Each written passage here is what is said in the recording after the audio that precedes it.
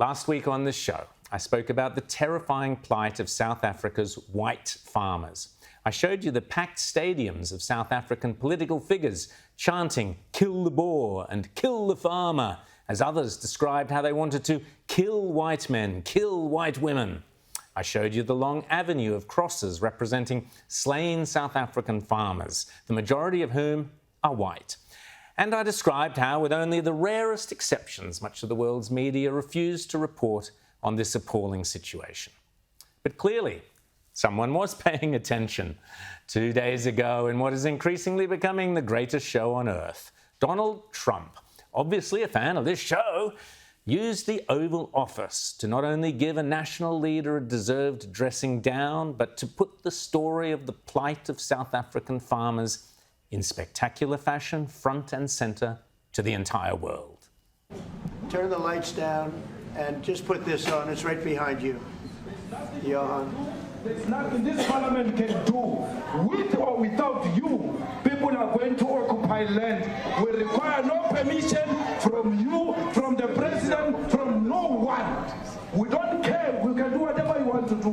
Who are you to tell us whether we can occupy land or not? We are going to occupy land. South Africa occupy land. That's who we are. Yes, it was the greatest surprise slideshow in the history of the White House. The lights went down, the screen lit up, and the audience of South African dignitaries squirmed in their seats.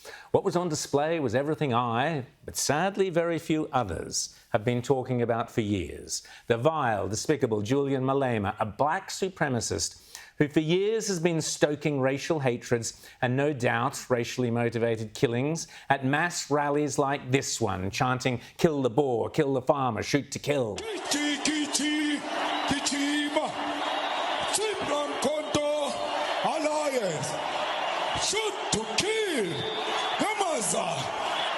Kill the Boer, the farmer.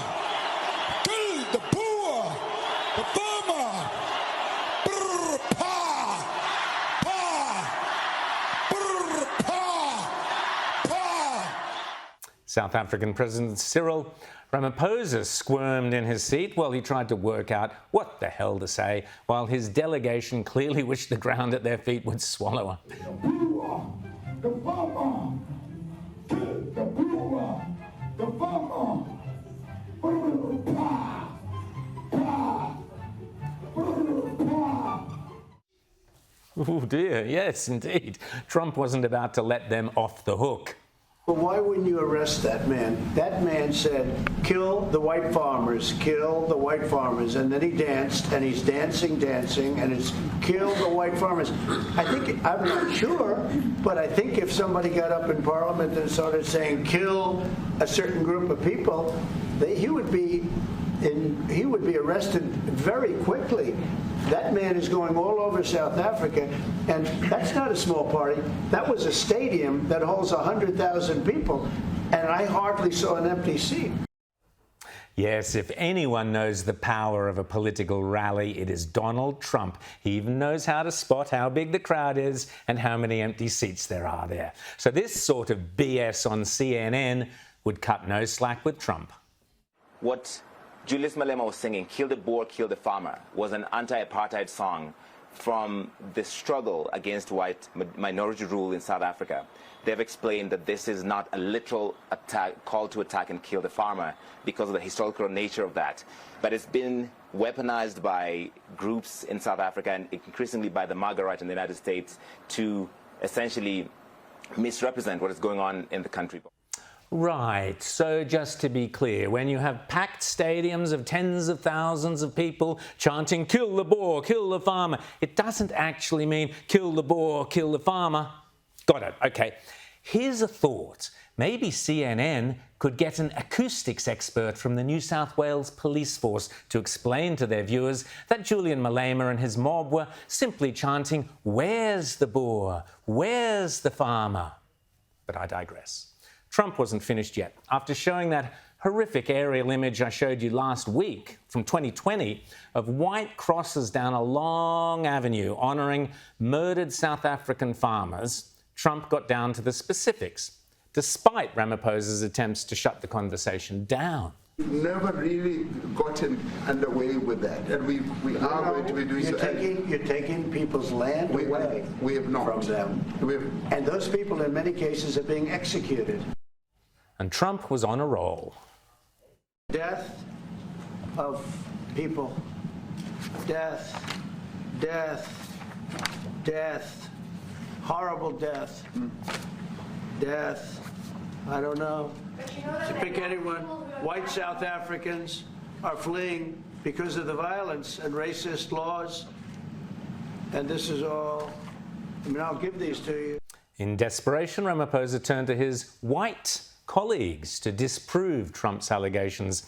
These guys wouldn't be here if what you're saying is true, Ramaphosa said, somewhat ominously. But even that backfired. My dad was a property developer as well as a part-time farmer. And yeah, some of these buddy farmers got killed.